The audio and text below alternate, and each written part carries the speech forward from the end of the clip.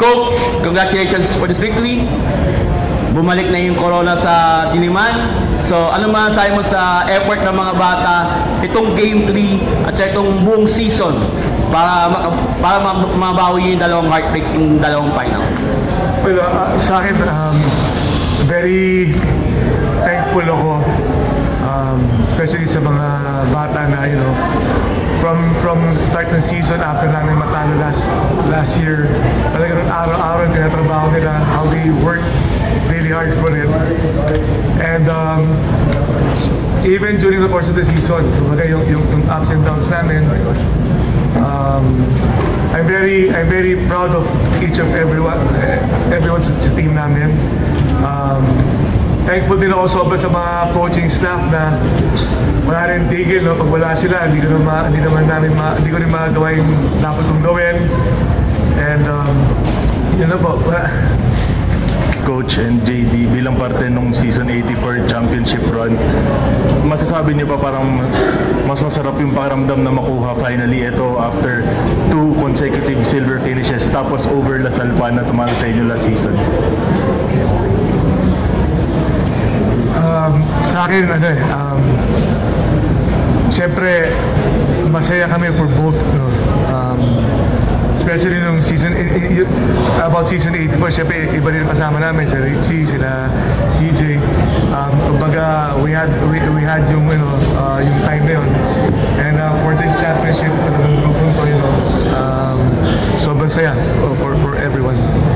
What makes this championship different? It's not your first championship here this year. Ano yung kaibahan from the previous one? It's different in a way kasi syempre, iba yung makasama mo ngayon. Yung mga dati kasama ko, they have their own movement na champion. This time, ito naman, this is a different movement. Being able to share this championship with them.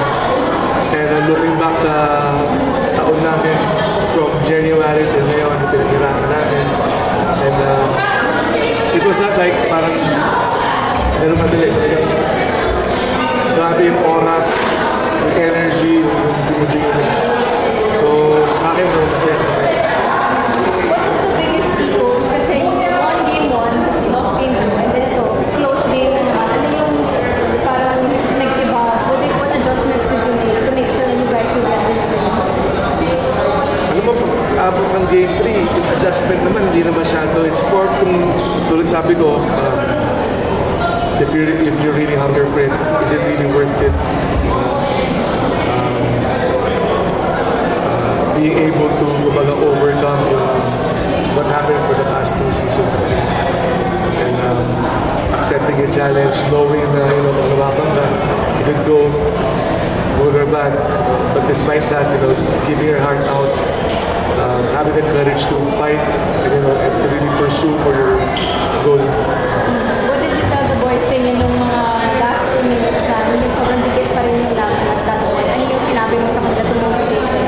Well, so, lagi naman kami walang bibitaw sa atin. Wala nang bibitaw, let's not stop, just keep pounding, narating sa atin yan. What's your message to the UP community, everyone who supported you in this journey? First, I want to thank the UP community for, from last season, same venue, nag-iiyakan kami lahat dito, but then for this season, kahit na nangyari sa'yo for the past 2 seasons, kung ba't they never left us. Hindi mo maramdaman na may isang game na wala sila. Thank you rin sa management who's been supporting us for halos the whole year. Ako papasalamat na sa coaching staff ko. Without them, hindi ko naman magagawa the best of my capability work. Thank you sa mga players that really entrusted us through everything.